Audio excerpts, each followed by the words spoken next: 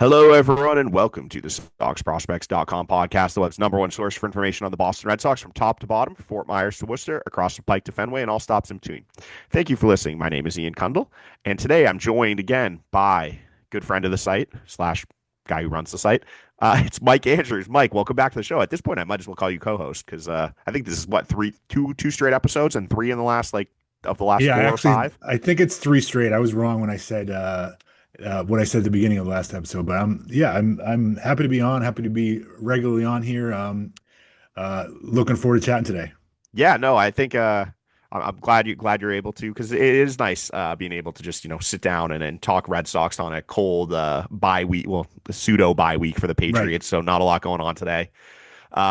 Especially there's also not a lot going on in the baseball world, but things I think things are going to start getting going this week. So that's Hopefully. exciting.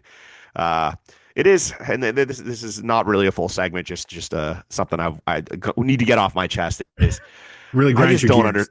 I just don't understand what MLB is doing with the way they structure their offseason. Like the way if you look at every other sport, the NFL, the NBA especially, I think the NBA does the best at this, and then the NHL, that first week of free agency is like gangbuster. Everyone comes out No quick. fun. There's a ton of signings, there's wall-to-wall coverage on all the networks.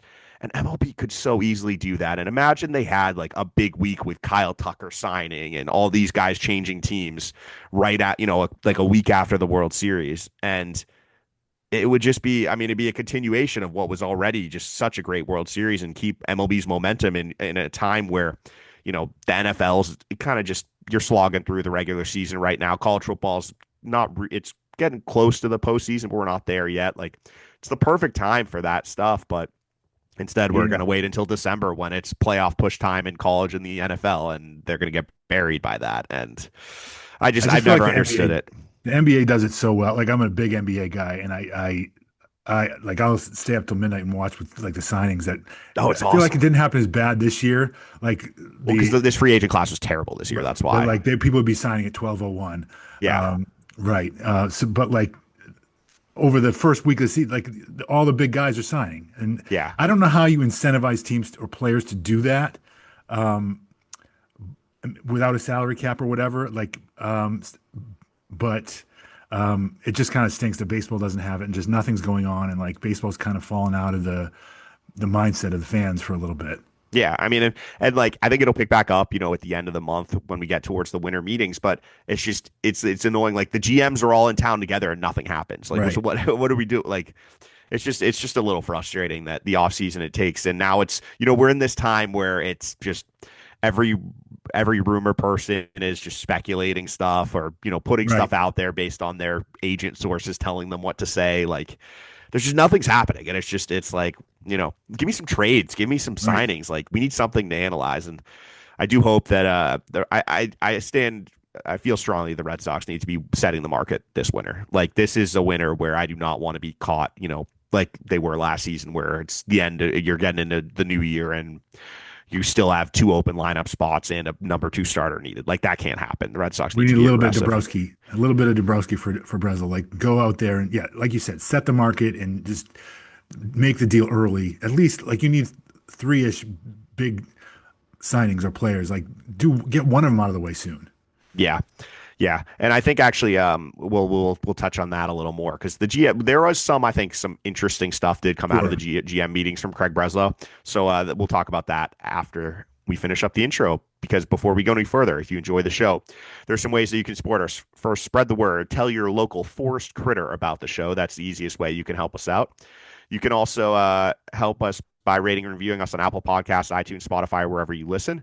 And of course, thank you for all of your support in the donation drive. We made our stretch goal this year. But if you're still interested in supporting, you can join us on Patreon at patreon.com/Sox Prospects. And there you get some sweet perks for your support of the show, especially with our final rankings coming up. Some really good stuff there. If you're interested in a more in-depth analysis of the rankings, check that out. Our Patreon supporters get exclusive access to that stuff. And of course, send your emails to podcast at soxprospects.com because we want to talk about what you want to hear about. We're going to be doing emails at the end of the show again. So we have cleaned out the email inbox. So if you have anything on the mind, please send an email in. All right, Mike. This is a late edition because I completely forgot this happened. But I think we should talk a little bit about what Craig Breslow said at the his intro, or excuse me, at his media availability at the GM meetings, because obviously he's someone who isn't the most available to the media, I would say. I think this was the first time he spoke in really like in this setting or taking questions in this setting since the end of season press conference. And I think to me the two big, or I would say most interesting takeaways were his comments. Actually, there's three. Were his comments about how what they need, which is he basically echoed what we talked about on the last show. Sure. They're not going for quantity here. This is a Yep. quality play. It's, hey, we need a guy who can pitch, right up near Garrett Crochet at the top of our rotation, Hmm. and we need power in the lineup. Yep. And I think I'm glad that that was clarified. I think it was Chris Smith did a good job with this. Of this is not like a Alex Bregman, is that they need, there's Right. two bats. They need two bats. And so I think as if you're a Red Sox fan, that's exactly what you wanted to hear. Right. Number two starter, big bat, and Bregman or whoever Bregman's replacement is. Yep, exactly. And I think the Bregman, I would bring him back under the right price, Sure. but I could see a scenario where that bidding gets a little out of control.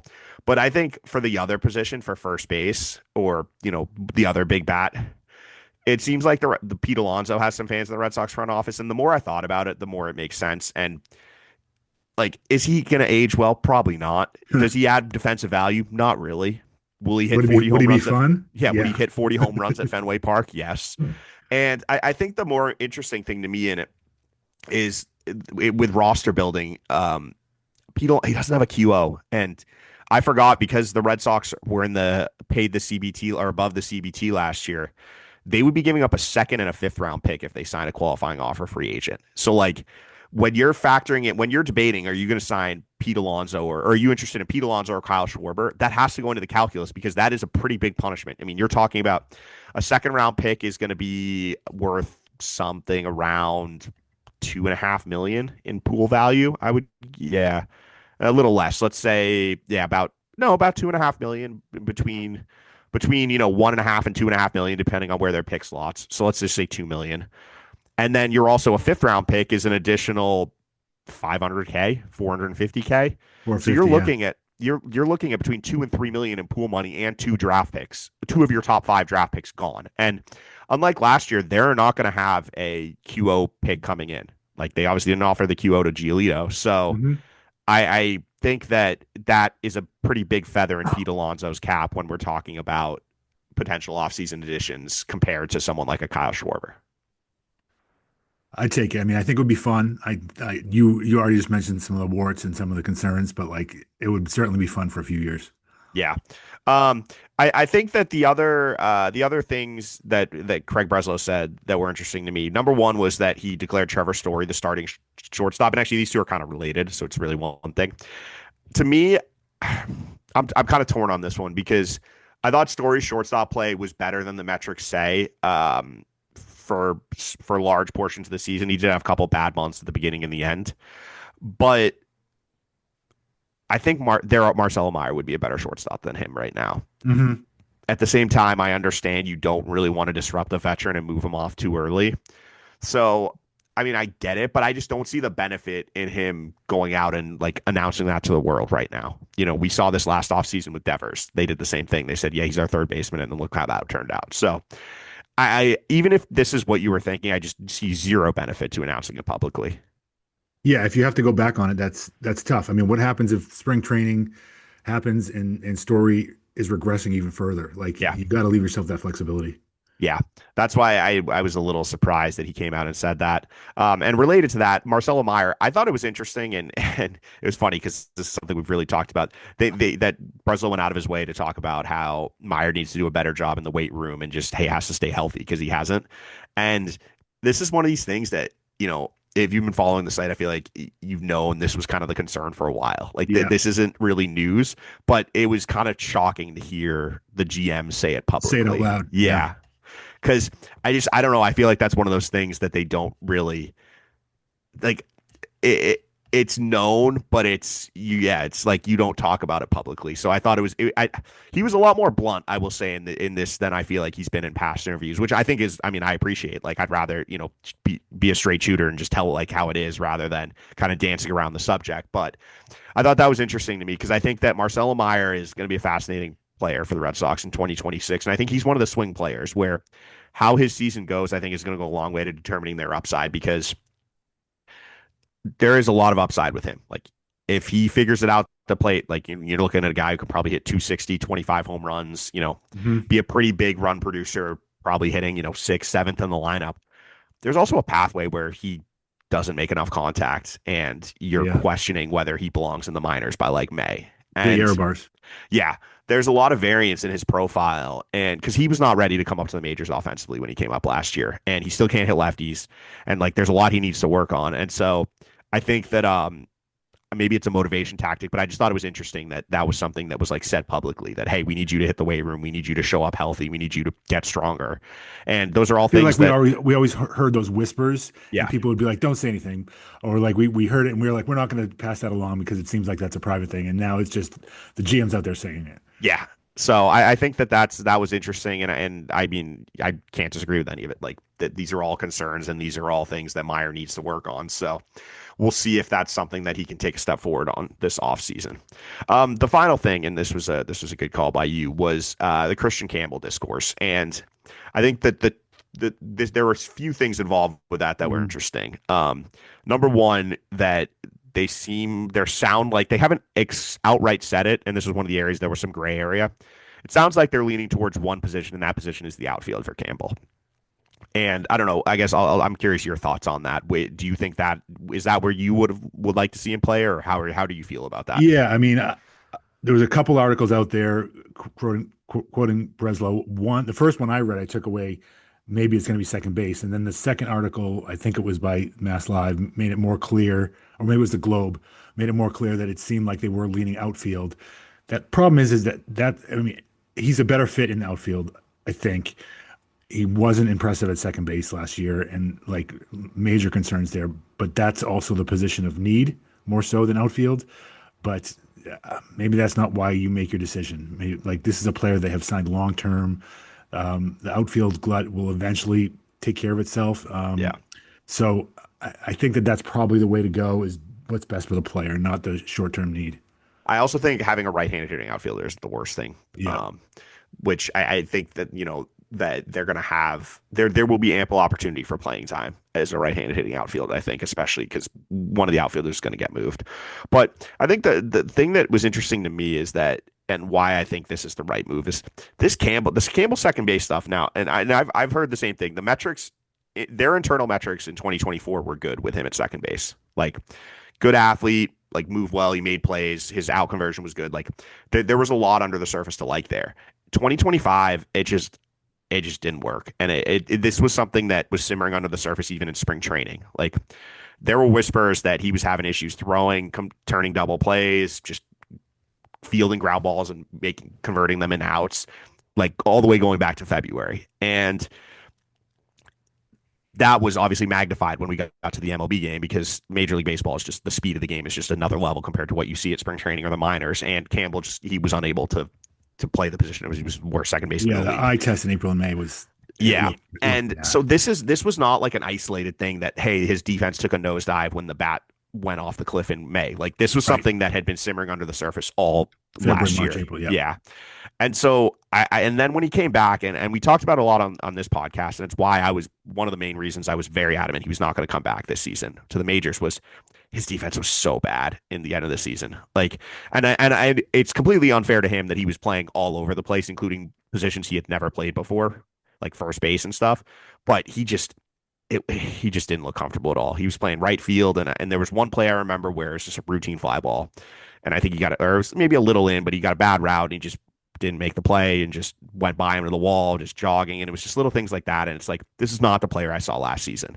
At second base, it was just, no, the lack of range was very evident.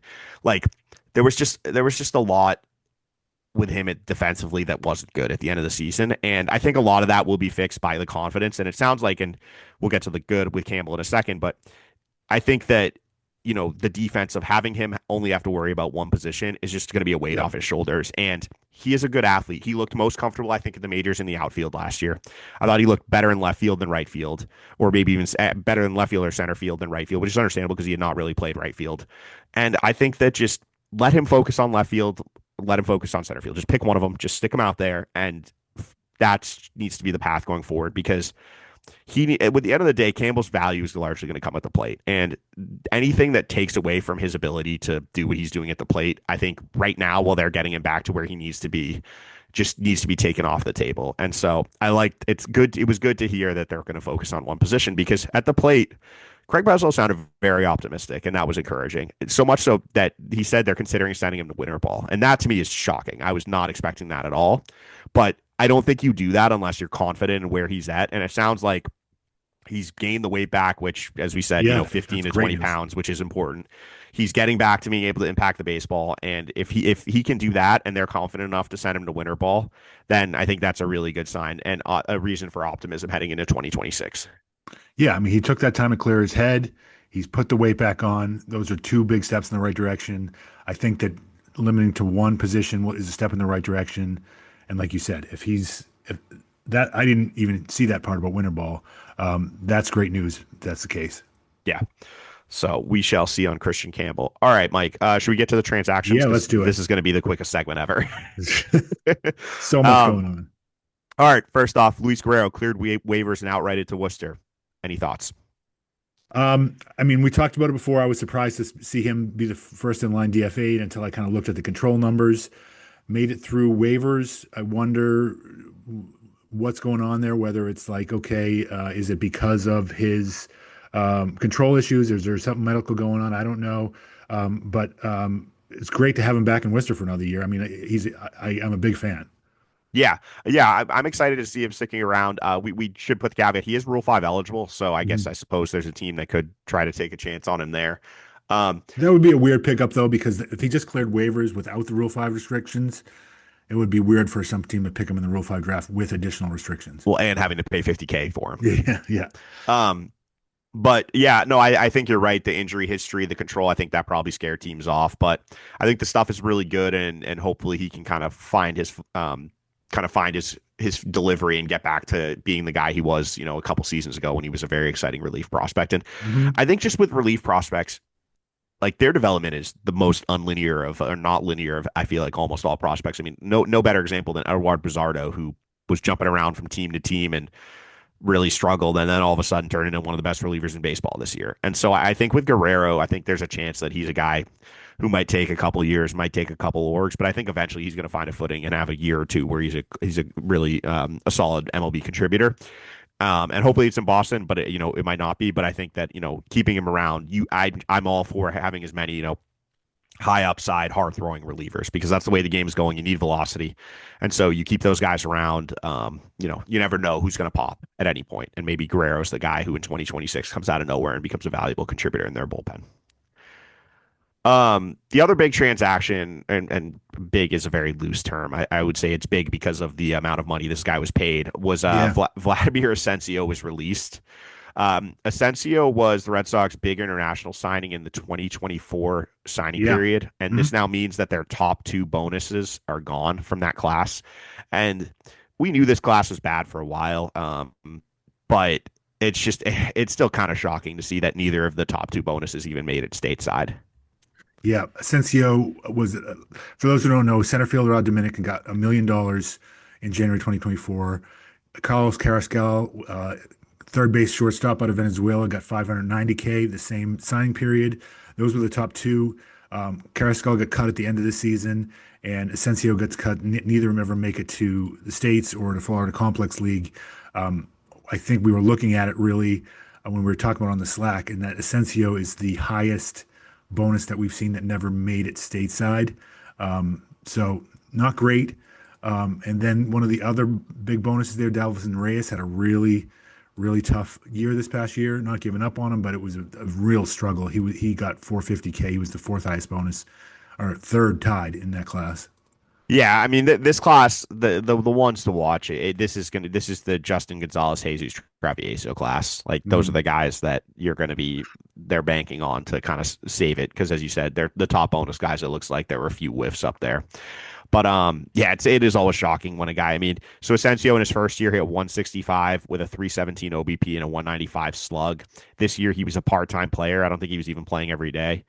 Um, he had 228, 253, 253. He had two walks, 18 strikeouts. Like it wasn't going to work. So, but still, it is surprising, when you see them move on from someone so quickly.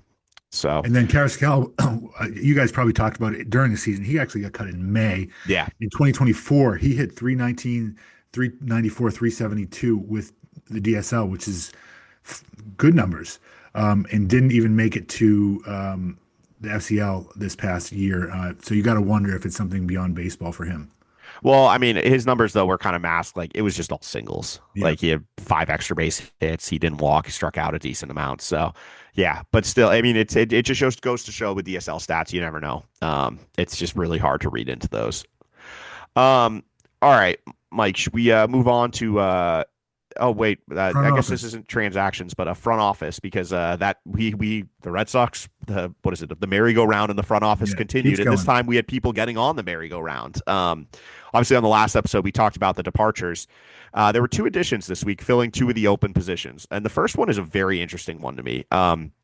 The Red Sox hired a new field coordinator, Robbie Britt. And what makes this one interesting to me is Robbie Britt was the head coach at Eastern Michigan baseball. So he was a college head coach who is moving to the pro side of the game. And Eastern Michigan's not a great team. They're fine. They're just like they're an average, I would say an average MAC team.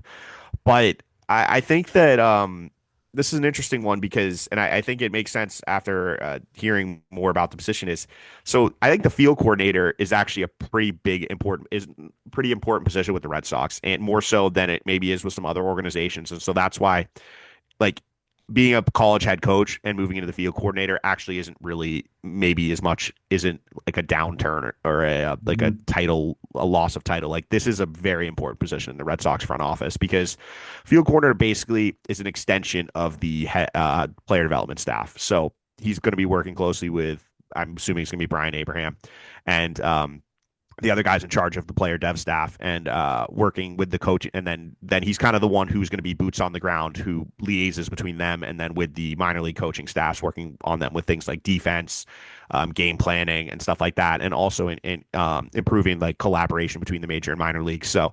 I think it's a pretty big role, and I think that Britt's background, coming from the college level, where you're having to kind of like bridge a lot of parties, you're having to handle a lot of responsibilities. I think is a really good fit for that role.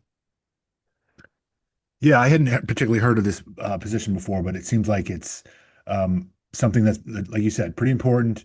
Just that middle ground. It's something that's in the weeds from the high in the front office, but in the weeds, actually doing the dirty work. Exactly, and it makes sense when you think about it because if you're like the director of player development, you can go to all the affiliates, but you have so many things on your plate. You Right. don't necessarily have times to worry about the nitty gritty of game planning, defense drills, setting up stuff like that.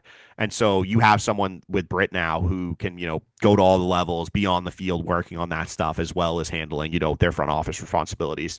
And coming from academia, that's the kind of stuff the head coach at a D1 college has a ton of stuff on their plate like that. They have to balance, recruiting, Right. coaching, dealing with boosters, like there, especially now with the transfer portal too. There's just so much on their plate that I think it sounds like he's a really good fit, and I know they're very excited to add him to the organization. So He's probably not that's going a to be upset about getting away from the transfer portal. no, God. I mean, being a college coach right Coaches, now must be an absolute nightmare, yeah, coaches are especially not. in baseball. Yeah. Um, so that's an interesting hire. The Red Sox also hired a new hitting coach in Portland. Obviously, we talked about in the last episode that Chris Hess left to be the Mets assistant pro hitting coach, and they have hired Trevor Burmester, who has been with the Rockies for the last 5 years. Most recently, as their high A hitting coach. I mean, which has to be said, not a driveline guy as far as I can tell. He runs his own hitting facility in Wisconsin. He's also been a college hitting coach, and as we said, comes from the Rockies. So I think it shows, they are. This is not. They're not just a one track, operation when it comes to the hitting side. They're going to bring in talented people, and clearly they see Bowmister as a talented hitting coach, and for him to go straight to Double A when coming from Yeah. outside the org shows that. It looks like he worked his way up the Rocky system over the last 5 years, starting at rookie ball, uh, and gaining promotions to A ball and high A, and now this is yet another promotion. So he's moving up the ladder pretty quick. So he must be a pretty talented guy. It's also another young coach, and I think that's something I've noticed is a lot with a lot of their hires. They're trending younger. So I think maybe the org sees there's a lot of room for growth. You look at like Britt's still pretty young. Obviously, we talked about in the last episode. Quinn Cleary is like 26 or something. So they're targeting like seems like a lot of guys with youthful energy for those positions. So good to see them starting to fill some of those open staff roles. All right, Mike, let's get to the important stuff because we teased this on the last episode. And I'll be honest, I love the Rule 5 draft and I love the whole, mechanisms around the protection deadline. And most importantly, I think this is going to finally spur some movement because teams, you're going to have to decide it's time. Hey, are we going to protect this guy or is it someone we're going to look to trade? Like all that stuff is you're going to have to make those decisions now and we know baseball operates best when there's a forced deadline or transactions happen when there are deadlines. So it's going to be interesting to see what happens. And I guess before we jump into it, maybe we have some new listeners or some people aren't familiar. Mike, do you want to talk about why this Tuesday deadline? It's Tuesday at 6 p.m. Yeah. So that's what the 18th, and then is so important and how it relates to the Rule 5 draft, and then maybe a little bit about the Rule 5 draft also. Yeah. So, I mean, a lot of our listeners know what the Rule 5 draft is and know how it works, have been listening for years. So, apologize if this is redundant to you guys. But we get some new listeners every year. So, we figured we'd just do this primer on the Rule 5 draft, what it is, how it works, and what Tuesday means. It is a really fun thing for us. It's a little bit nerdy, but I think it's super cool. It's unique in baseball. Other sports don't really do this. So I'm going to just break down what it's all about and how it works. Basically, major league teams can select eligible unprotected minor leaguers from other teams' organizations in the Rule 5 draft every year, which happens in early December every year. This year, it's going to be on December 10th. So you can pick players from other teams if they're not protected. And it costs you $50,000 to select them. And if you pick them, you have to leave them on your active your major league roster for the entire year, the following year, so all of 2026, or you have to return them to the original organization. If they happen to be on the IL for a big chunk of the season next year, they have to be active for at least 90 days, and that can roll over into the following year, or they're returned to the original organization. The kind of nuances of that is you are eligible to be selected in the Rule 5 draft if you're not on the 40-man roster and you are. So I'm going to speak in generalities here. It's a little bit more nuanced than this, but in general, if you're a college draftee, and if you've been in the system for 4 years and you have not been added to the 40-man roster, or if you're a high school draftee or an international player that signed before the age of 18 and you've been in the organization for 5 years and have not been added to the 40-man roster, the teams can select you and add them to their 40-man roster. And you have to be protected by the protection deadline, which this year is November 18th. So Tuesday at 6 p.m. We are recording this on Sunday at 3 o'clock p.m. So by the time we release this, there could be trades or moves. Hopefully, we'll release it shortly. But a lot of teams will trade players that they're not going to protect before the deadline. So that could happen on Monday. That could happen on Tuesday morning. That could happen all the way up to Tuesday's deadline. Some of these players that you decide not to protect, if you want to get some value from them, now is the time to trade them. And you usually are trading from players that are not Rule 5 eligible. Does that make sense, Ian? Yes, it does. And so the deadline, why it's important is now this is the time when the last chance teams have to add those guys and protect them. And so, like for the Red Sox, David Sandlin, they want to keep him. They want to keep him safe from Rule 5. They got to protect him.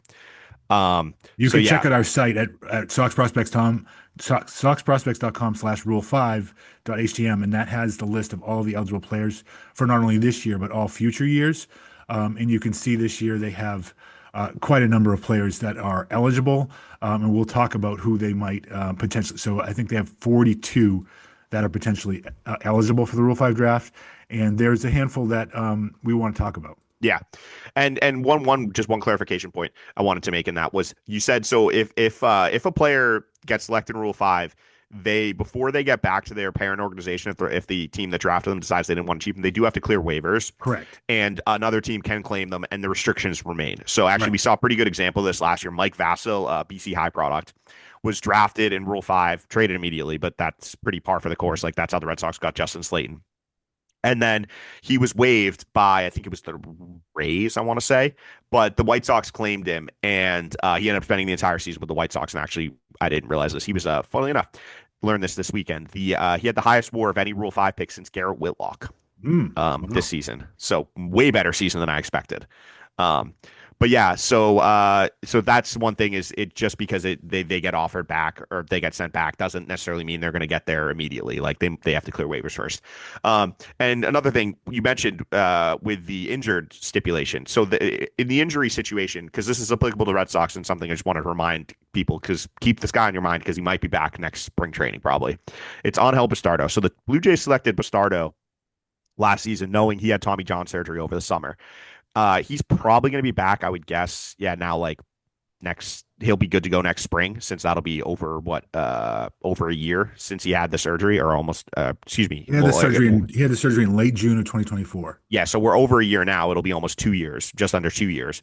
So he should be good to go in spring training. And the Blue Jays have to keep him on their active roster for 90 days in order to keep him during the regular season. So he's on their 40 right now. They had to activate him at the end of the regular season, but so they still have to do next year. That stipulation remains with him. So there is a chance that he could be back with the Red Sox at some point next season.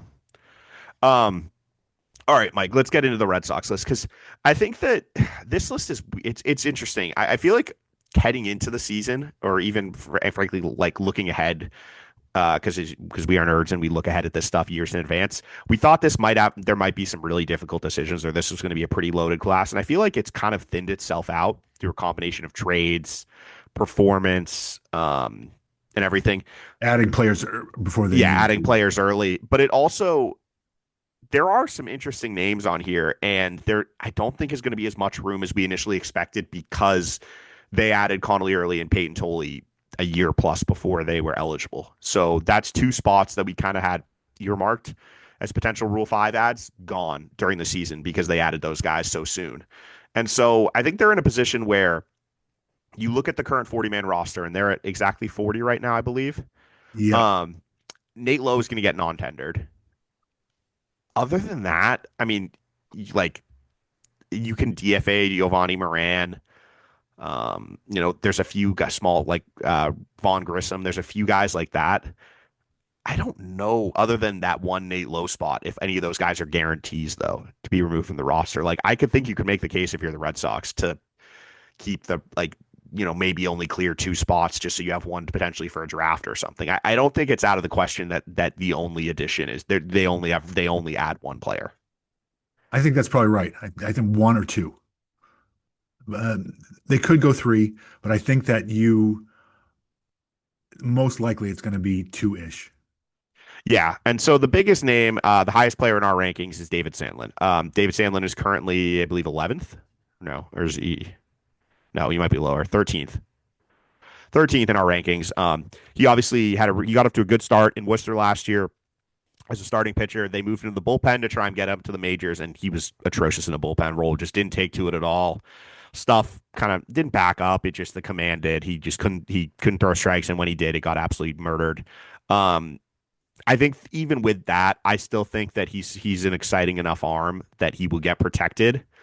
But if you asked me like a month, like during over the summer, I would have said it was a 95% chance. I still think it's a very high chance, but I don't think like it's a near lock. It would not fall in the lock camp for me, if that makes sense. Yeah, I would have him 89% as well. The concern with his pitching out of the bullpen at the end of Worcester is like raise a red flag, but I still think that he would go very high in the draft if he were left unprotected. Well, and then that's the key is that his stuff is so good that a team would probably be willing to take a chance on that, especially if they're a non-competitive team. Hmm. Because, worst case, you give him a look for a couple months, and if it doesn't take, you send him back. And then we've seen teams do that before. Like last year, there were a few guys. The Angels took a guy from the Dodgers. The Athletics took a guy from the Royals, like some guys with good stuff, and they just sent them back after a couple months because they didn't stick. But I think Sandler's stuff is good enough that that he will still get protected. What I think that's interesting for me is this kind of next year, which is the question marks. And in there, I put them in order of the players that I think are worth talking about. It's kind of there's four to me that are really interesting, and it's Yordany Monegro, Shane Drohan, Tyler Uberstein, and Hayden Mullins. And I guess you can throw Jetix and Paez into that camp, though his is a little more complicated because we don't know what his injury status is right now. Monegro to me is actually, I think, the biggest one to watch, and falls into the same camp that um, Angel Bastardo. Bastardo falls into, Yeah. where he had Tommy John surgery over the summer, so a team can take him and just stash him for all of next year. And the odds are by the time he gets back, and I thought Bastardo was a reliever, or excuse me, Monegro was a reliever the entire time, but so the odds are by the time he gets back, you'd be looking at 2027 probably, Hmm. if there's a season, and he he would be jumping from basically limited double A experience to not pitching for basically a year and a half to pitching in the majors. Like it's kind of a stretch to see he could stick. But that type of player has been arguably the most successful pitchers selected in Rule 5 over the last like 4 years. Garrett Whitlock is the best example of it, obviously, but another good example like Tyler Wells was a Rule 5 pick who was injured when he was selected. And he's obviously been he obviously got hurt again, but when healthy, he's been one of the Orioles' better starters these last few years. So I think with Monegro, it's a tougher decision than I thought a couple months ago after doing some research into kind of the type of players that get picked in our Rule 5 because he does a few things that teams really like. He can really spin a breaking ball and he has outlier ability to miss bats with it. And if you're a team picking a Rule 5 and you can stash him for a year, keep him in your dev program, that's a pretty appealing thing to do, as we saw with Bastardo. So if the Red Sox like Monegro and think of him as like a guy who's probably one of the top, and I don't know if this is the case, but if they do think he's a top 10, 15 arm in the system, I think there is an argument to be made that it might make sense to protect him if you don't want to risk what happened with Bastardo happening here. I'm going to say that they don't because then you got to keep this 40-man spot, I think, for two off seasons. Well, Um, that's the case against it is I can't see myself doing it for a player of Monegro stature. But at the same time, I think he'll probably get picked. yeah, see, that's the case against it is they already really have a dev spot on the 40 taken up by Perales, who though Perales probably will be major league depth next season, but it's just hard to take guys who you're going to have to keep on your 40 who are not MLB depth. Mm. Like you only have 14 spots for that now, and Monegro is not. I don't think they could even promote him to the majors. I mean, I guess they could do it if they wanted to start his clock, but you're not. I don't think you're going to promote a guy who was in Double A to the majors and put him on the Major League 60 once the season starts. Right. So Paying him a minimum and yeah, starting a it service just time doesn't clock. make a lot of sense. So you're basically operating with a 39-man roster for most of next year, for all of next year, frankly, because he's not Yeah. going to pitch in the majors next year. I think that I kind of hate this rule. I've mentioned it before. I wish they made it. I wish you could have 60-day IL in the off season and make this type of player exempt from the Rule 5 draft. I It's think the problem with that though is that teams would just abuse it. yeah, 100%. I Like, get why they don't do yeah. it. So Monegro is a very interesting case because as we said, he fits the archetype of players that teams want in Rule 5 because they can stash him. But he falls on that like in between of like Mhm. talent level of being so good that you're auto protect him, but he's not so good enough that you're going to auto protect him. But he's also like he's enough of a prospect where you have to consider it. So he's an interesting one to watch. The next two I think it's two, and then we'll talk about these last two pitchers separately. The next two pitchers were both AAA, and I think you can look at them as firm MLB depth next year, Mhm. and it just is going to come down to kind of how you internally view those guys, and that's left-handed pitcher Shane Drohan and right-handed pitcher Tyler Uberstein. Drohan and Uberstein both were in AAA last year. Both had pretty good success. Drohan end of the season really seemed to figure some stuff out. He was missing a ton of bats out of the bullpen. Uberstein was arguably the most consistent pitcher in the system all year. I think he threw the most innings in the minors last year. And I think that with them, Drohan to me is more likely to be protected because of a weird quirk of he's already been selected in Rule 5 once. And so if he gets picked again, he does not have to come back to the Red Sox necessarily. He can refuse to come back to the Red Sox and just becomes a free agent. And so it's a very rarely used rule, but I feel like and it's a weird one because people have told me about this rule and I still have not been able to find it in the major league bylaws. So which is just interesting, but I don't know. So I might have the exact dynamic of it correctly, but the premise is basically that he doesn't necessarily get to have to come back to the Red Sox if he gets picked again. And so I think to me that makes him if you internally view Drohan as someone who could be like a big league ready left-handed reliever next year, then I think that you need to protect him. And I think that he has some characteristics that teams are going to like. He's left-handed, obviously, which you like, but the biggest thing to me is he has a four-seam fastball that can really miss bats. Like his whiff rate last year on his four-seam was like over 40%, and that's not something almost 13 strikeouts per 9 innings. Yeah, like he can really miss bats. It's four-seam cutter, changeup, slider. Really good whiff rates on the four-seam, the changeup, and the slider. Changeup doesn't throw for strikes, but when he does, it gets whiffs. Slider is a great chase pitch. Like there's some really good underlying metrics with him that I'm not sure if I'm the Red Sox, I would want to risk losing, especially because I just look at him and I'd rather have him, for example, than Giovanni Moran. And I think if that's an either or, I'm taking the guy who I think has more upside. Yeah, you nailed it. I totally agree with that. I think that they're going to protect Drohan, and I think that I would, for all the reasons you mentioned. I just think that he's a great emergency up and down type and starter depth. And I think that the fact that you would probably lose him is not a reason to necessarily protect them. But he's a player I don't really want to lose, and I think he'd provide valuable major league depth next year. Yeah, and I think that with him too, that I look at the lefty relief options they have, and I think there's just they don't have really like a young like standout player for there right now. Like Chris Murphy's fine. I think he's a solid like third lefty type. But you look at the major league team, right now they have Brennan Bernardino on a contract who's I think 33. You have Aroldis Chapman who's obviously incredible, but he's very old. And then Giovanni Moran is 29, 28. And he's fine. No, he's 20. He's going to be 29 next season. And I mean, he is what he is. Like he's an up and down depth guy. I just think that the upside of Drohan, I'd rather have, I think, than both Moran and Bernardino for that spot. I agree. So I think he's an interesting one to watch there. He's on the fence for me. The other guy on the fence is Tyler Uberstein. And as we said, Uberstein had a very good year in AAA. He threw the most innings. He threw 91 innings there. I think overall he threw over 120 innings.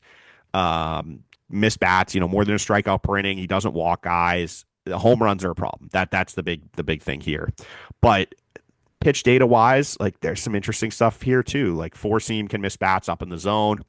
Changeup and sweeper both have pretty good shape and can miss bats. Like it's good stuff. And is it a high ceiling? No. He's maybe, a multi-inning reliever, maybe a single inning reliever. I don't know if he can start at the major league level, but I just think he's the type of guy who he gets the most out of his ability. He's improved every year with the organization. He's finally healthy. He's going to be, have a healthy offseason this year.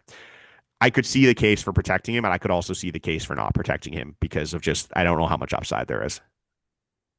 Yeah, I think he's in a similar camp to Drohan, maybe just a tick below. And as we talked about before, I'm just not sure that there's space for a third. We talked about it just now. There's 40 spots. I think that Lowe is an easy cut, and I think that Moran is probably a likely cut. But after that, you still need a slot for the number 2 starter. Probably another reliever, possibly 2 relievers if you want to re-sign Steven Matz or something like that. The third, Bregman, or wherever you re-sign, the big bat. So like you're cutting into those every time you like add another person, you're removing the next player down the list, and there's not a whole lot of openings beyond that. Well, yeah, it's a great point, and it's why like the whole order of operations with the offseason is going to be interesting to follow because they almost need to trade some guys off this MLB roster before they can start Right. making these external additions. Hmm. Whether it be one of the outfielders, some of the pitching depth, like, and I know it's great to have, 8, 9 starters heading into next season, but it's hard when all those guys are on the 40. Like you almost wish, one of Tolley or Early wasn't on the 40 yet, so you could use that for a different player. But, they're in that position because they had to add those guys this year, and now it's like because you did that, it might cost you, as you said, one of the lefties, one of the infield depth guys, Cooper Criswell type, who I know they just gave a contract to, but they're still could be DFA'd. Like Yeah, there's a you trade mentioned off. before, Vaughn Grissom is probably a DFAable as well. Yeah, so there's just a trade off there, and so it'll be interesting to see kind of how they do that. But I would tend to agree with you. I don't think Uberstein will be protected. It wouldn't surprise me at all if he is, but I would lean towards no for those roster mechanism reasons. Mhm. Hayden Mullins falls in that same camp of I like the stuff a lot, but I just don't think there's room because he's a lefty killer. Like he is going to get lefties out at the major league level whenever he makes it up there. But he is further away than Drohan. And if you're going to only pick one, I'm probably picking Drohan just because of proximity. That's, a pretty easy one, pretty easy separator for me. Mullins spent all last year in Portland, or excuse me, ended the season in Portland. I believe he started in high A. Started in Greenville. Yeah. But he was pretty good. He a lot of strikeouts, too many walks. Health is a question with him. He's had Tommy John surgery on his resume. Not the biggest guy. He's listed at 6 foot 195. Last year in Portland, 84 innings, only gave up 51 hits, but 48 walks. And I think those walks that's the issue. That's why he won't. I don't think he'll be protected as much as the stuff is interesting because it's a really high quality fastball that can miss a ton of bats with outlier traits. Almost 18 inches of IVB from a 6'7" extension. Like 35, plus% whiff rate on the fastball. He's 2 secondaries that can miss bats, but just that I think the control is just risky that I do not think he would be protected. And it wouldn't surprise me though if he gets picked either, but I just don't think he'll get protected. Yeah, and like you said, the injury he missed some time earlier in the season after being promoted to Portland with shoulder fatigue, so that's possible red flag for teams. But Yeah. I agree. I don't think he'll get protected, and I wouldn't be surprised if he got picked and returned. Yeah. Do you know who he kind of reminds me of is, do you remember a couple years ago when AJ Politi got taken in Rule 5? Yeah. Like, I feel like it's that type of thing where like he could get taken, but he'll be back spring training because it's just like the stuff is interesting, but there's just not enough strikes that you can, be confident about putting him on your major league roster. 50K to take a look for spring training. Yeah. Speaking of 50K to take a look, this is arguably one of the more fascinating ones too. And I don't think he'll be protected because there's basically been, I think, one player since 2020 selected in Rule 5 who has never pitched in Double A. And it was a similar case actually here where a guy pitched in High A, got hurt early in the season and didn't pitch the rest of the year. And that's Jedickson Paez, because Paez is someone who, when he's healthy, it's a fascinating profile because the stuff isn't great, but he just throws a ton of strikes, and his ability to locate and get ground balls makes him a very successful pitcher in the low minors. We just have never seen in the high minors because he's never pitched in the high minors. And this year, he had multiple issues with his leg that caused him to miss, 3+ months. And then I think he had a setback, and that caused the end of the season. He only threw 19 innings. And we know model-driven teams really like his stuff. He's been young for all those levels. I mean, he's only 21 years old, and he doesn't walk anyone. 3 walks in 19 innings this year. Last year was 8 and 64 and 2/3. Like elite control. Yeah. I don't think he'll be picked just because, as what I said, the track record shows that this type of player does not get picked in Rule 5. But if there's a model-driven team that loves him, I don't think you can rule it out. Yeah, I tend to agree. I don't think because he's just so far away. He's barely even thrown in High A. Yeah. It seems a little bit crazy, but if like you said, some model team driven team that just really likes how he fits in their model, we've heard that teams like love there are him. teams that think who model have him as a top 10 player in the system. That was heading into last year. Obviously, I don't know. I haven't checked up where they are now because he missed so much time, but there are teams that liked him that much last offseason. It's just a question of, can you take a guy who was 19 innings in High A this year and has never pitched in the high minors and doesn't miss bats? Like it's just a weird profile that I don't see it. I don't think there's any chance he gets, I should never say that because, you don't want to get Hatfield and say something definitive and then have it backfire. So I don't think it's likely he gets protected. That's an Adrian Gonzalez reference for those of us who are new to the site. But anyway, I don't think he'll get protected, but yeah, for those reasons. But I also I don't think it's crazy to see him get picked. I don't think it's likely, but it's not crazy. Couple other names I just think worth mentioning. We mentioned Luis Guerrero earlier.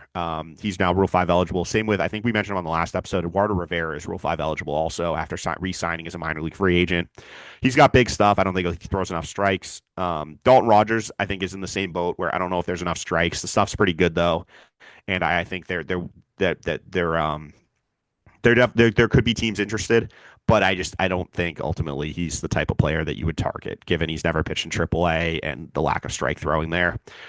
Position player, you notice we have not mentioned any position players yet, and position Yeah, why don't players. you talk about that for a second, just in terms of the history of the Rule 5 draft over the last few years and why you think there is a dearth of position players that get picked. Well, yeah, it's interesting. So basically, in the last 5 years of drafts, which is only 4 drafts because there wasn't one with the lockout year, there's only been 11 position players selected. So they just don't get picked. And those that do are pretty low probability. All but one are low probability draftees who, are in the high minors, are good defenders and can really run. And if you look at the Red Sox, kind of the group or the guys who are available of position players, the two best are both IFAs who Blaze can play defense and run, but major question with this hit tool. He's never hit in AA, never performed in AA. And Castro has also just never been healthy, and he doesn't add really any defensive value or he's not going to add a ton of defensive value. He's an okay defender. He's not going to add any base running value. And the two players, Miguel Blaze and Alan Castro, they just don't fit the archetype of position players that have been targeted in Rule 5. I don't think it's likely, that they would get protected or picked for that reason. Yeah, I mean, I feel like in the last few years, the ones that have been picked are the defensive minded corner infielders. Is that right?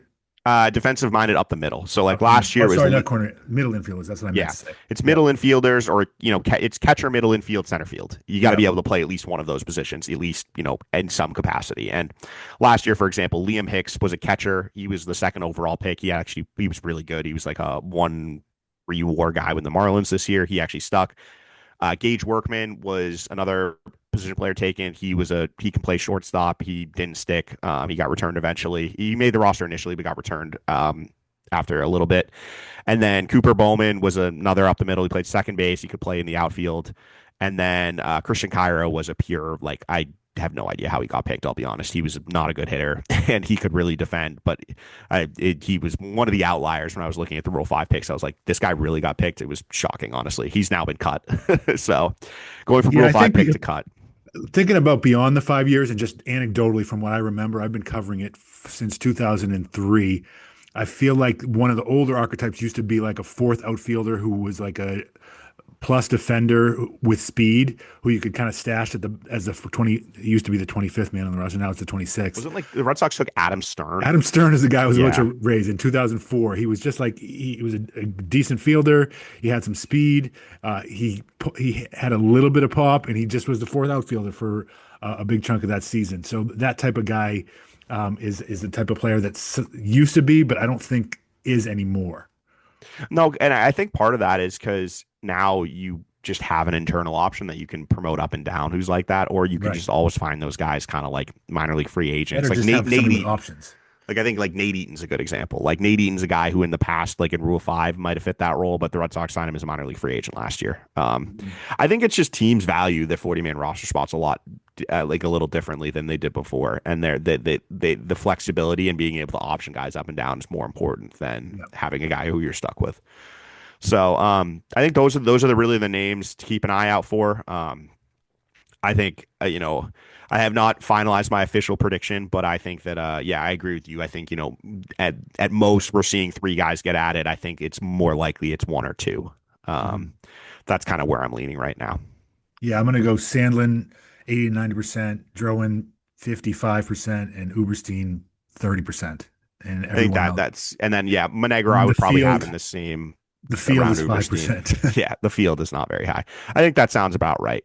So that's something to watch out for, and obviously on the next episode we'll definitely react to that. So keep an eye out for that later next week, because that deadline is Tuesday at 6 p.m. All right, Mike, should we get any emails to wrap Let's this do up? it. Yep.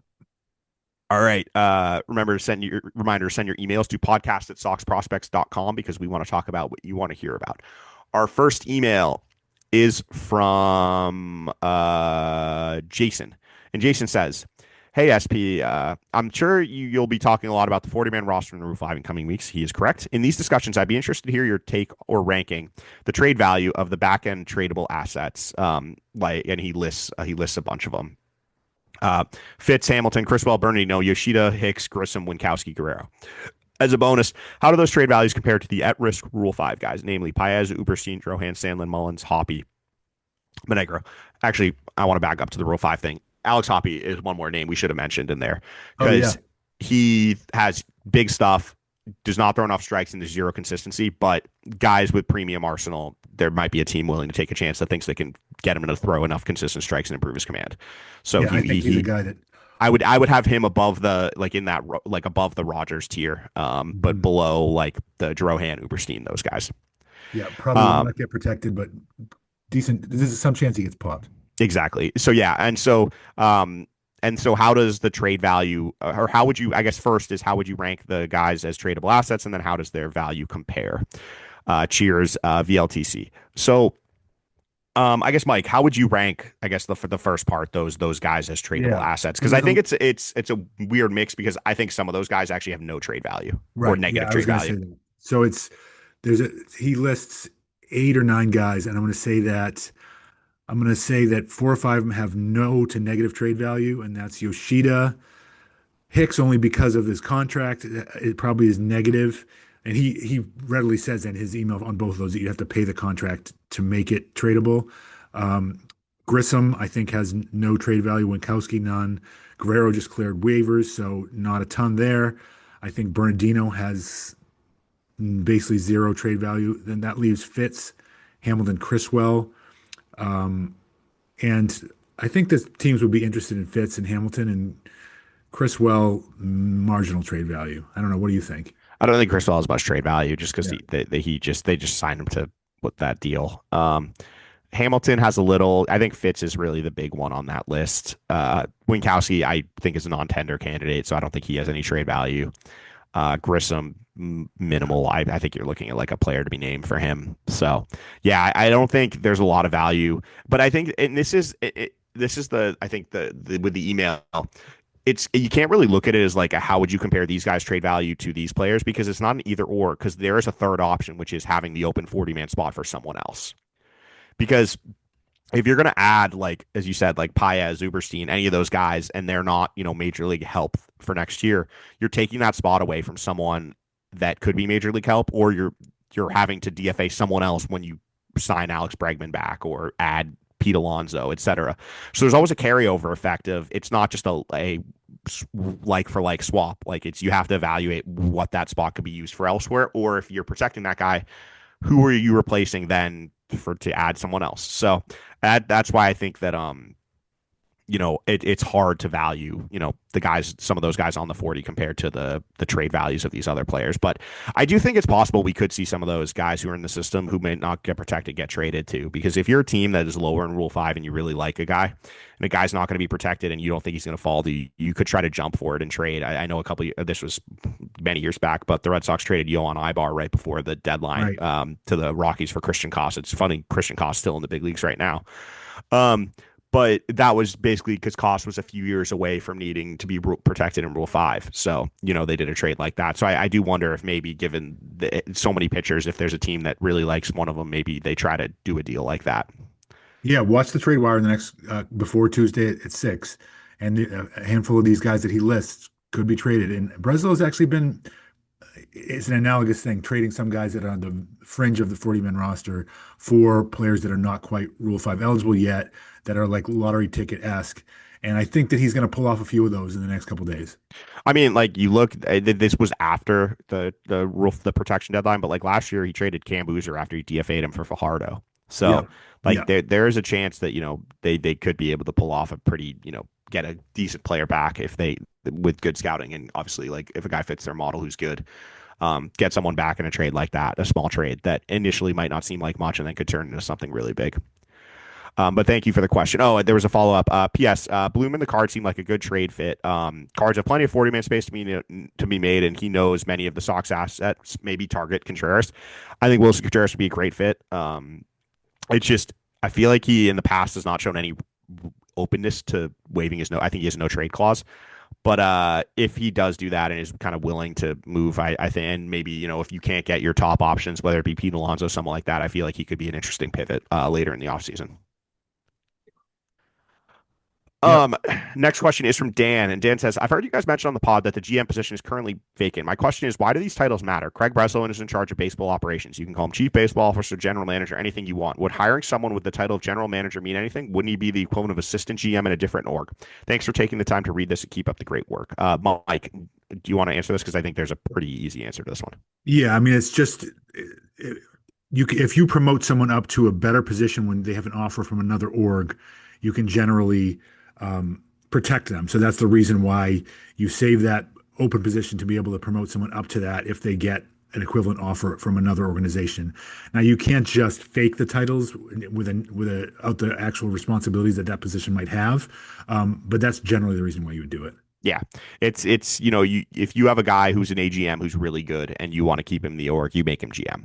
It's like what the Red Sox were going to do with Paul Taboni. Unfortunately, the Nationals, or fortunately for him, fortunately for the Red Sox, the Nationals offered him Craig Breslow's job, which the Red Sox couldn't offer. So yeah, it's just a way to keep guys or people in your system who you really like, to keep them from getting poached. You give them a better title, you give them a pay raise, and more responsibilities, and so that's why having the GM title vacant, if they don't have someone that they're worried about getting poached, there's no real reason to do it right now. Next email is from Ben, and Ben says, filling you in more on Quinn Cleary's New England bona fides. Besides being a Newton native and a lifelong Red Sox fan, his grandfather was a longtime, very successful head coach of the Harvard hockey team, where his dad played also. Don't know why Quinn went to Yale. Hopefully, that's the only example of questionable judgment. I'm going to guess this is a Harvard grad, but appreciate the info, Ben. So yeah, I mean, there's a lot of familial ties to the area for Quinn Cleary. So I'm sure his family's going to be thrilled that he's back with the Reds, or he's now with the Red Sox. No question there from Ben. Just sharing information. It's appreciated. Yep. All right. Next question is from Eric, and Eric says his question is about CBT versus cash spending, which kind of came into the headlines this week. Hey guys, an interesting dilemma going on into this offseason will be whether John Henry's budget is more sensitive to CBT hurdles or cash spending. With the pre-arb extensions that Anthony Campbell, Bayo, and Rafael have signed, they are paying those four players $17 million cash this year. And salary and signing bonus with a 40 million CBT hit based on AAV. As they think about signing free agents, are there any restrictions against structuring a very front-loaded contract? And would that be competitive / attractive to potential free agents who presumably would want to get more cash up front? For example, for a player negotiating a 4-year, 120 million, 30 million AAV contract, staging the salaries as 50, 40, 20, 10 helps offset the cash CBT mismatch on the pre-arb extensions, gets the player more cash up front, and also makes the contract easier to trade or DFA on the back end if needed. Would the inverse would be the inverse of teams increasingly deferring money, but perhaps an interesting solution to what the Sox payroll is. Thanks, Eric. Mike, do you have any thoughts on that? I'm pretty sure that is totally legal. Don't quote me on it. I haven't read the rules, but I've seen contracts less like not as big of from 50 to 10, but like that go down a little bit over time. So I think that's legal. I guess if I'm the player, I do appreciate the more money up front. On the back end, do they start to get a little bitter if they're making less money in cash at the back end than they could be otherwise in the open market? And the fact that that makes their contract more tradable, they may not want that. The player might want some type of guarantee that they are like a no trade to go along with that. So, just thinking from the player's point of view and the union's point of view, doing that, I wonder if it would raise some flags, but I think it's legal. Yeah, I think that I mean, I would assume it's legal, especially if you can defer money and go the other way. But I do wonder if you're a player like that's a little weird that if you're especially if you're like maybe not one of the older guys, but you're one of the you're in your 20s, your late 20s, and your deal is getting less as you're supposedly getting better. It's a little interesting. um I think it is an interesting note about how it does make the contract way easier to trade, because when you're traded, your CBT gets recalculated. And so if you're traded and you only have like 220 left, 2 years at 20 million or whatever, except you're at 30 million AAV, that's obviously would be a much more appealing thing. And as you said, if you're signing a free agent deal, I don't know if you want to make yourself more tradable. So I think those would kind of be the negatives. But it is an interesting note, and I think that it will be interesting to see, because we don't know what John Henry's priorities are. Does he care more about the CBT number or the actual cash flow number? I don't think anyone knows the answer to that. And until we do, it's hard to know if that is something that would be on the table. Thanks for the email, Eric. Our next email is, and actually our final email is from Casey. And Casey asks, I had a question regarding PPI for the next few years regarding Roman Anthony due to some mixed answers I've been seeing online. So my question is Roman Anthony just not eligible for any PPI in the next few seasons, even if he finishes a top 3 in MVP voting due to not having been on the opening day roster? Because the wording of MLB.com seems to imply that the extra chances for MVP and Cy Young only kicks in if a player opens the year on the opening day roster. Hence why Skeens isn't being reported as a PPI pick for a Cy Young win. Thank you for clearing this up. Love the work you guys put into the site and the pod, from Casey. And then we had another question, follow up from Casey. If it's not too late, I wanted to clarify things regarding my prior question. After thinking about it, I realized it's silly to be asking about if someone who's missed the PPI window would be eligible in future years. However, the main part I'm still curious about is, can you clarify if the bonus pick for MVP/Cy in the following years is only for opening day promotions, or if players are still eligible if they were promoted within the first few weeks, so still within the PPI window, but not opening day? Thanks, Casey. So as he said, he answered his own question. Roman Anthony is not eligible for a PPI pick because he was not up within the opening day or then the window. But yes, as to your second part, yes, if they are promoted within the PPI window, I believe they would still be eligible for the MVP Cy in the future. Mike, do you have anything to add? I think that's right. So that is you were correct after with your addendum, Casey. So thank you for the email. All right, Mike, not a lot going on, but we're able to make, I think, a good episode. There was a lot to talk about without much news. So appreciate you taking the time, because that's I'm going to looking wrap forward it to up. what happens this week. Hopefully there's some trades. Yeah, no, it's going to be this week. I think will be hopefully we'll see the ball start rolling this week and some things start happening. And of course, we will be talking about it here on a future episode, but not this one. So that's going to wrap it up for this episode. Thank you all for listening, and thanks to our podcast producer, Daniel Fox. You can follow the site on social media at Sox Prospects. You can follow Mike at Mike Andrews SP, and you can follow me at Ian Kundle. Thank you to Ludlow Thieves for our intro and outro music. You can find their stuff wherever you get your tunes. And thank you to all of our supporters on patreon.com/Sox Prospects. This episode, we want to shout out Al Mendel, Kevin Catrides, James Bailey, Brian Cowan, Andrew Kay, Michael Murphy, Pavel, Jordan Shabbat, Mike Kawano, and Chris Boulier. Thank you again for your support, and we'll be back with more of the web's best coverage of the Red Sox organization soon, so keep your ears to the feed. Thanks for listening, everyone. Thanks, everybody.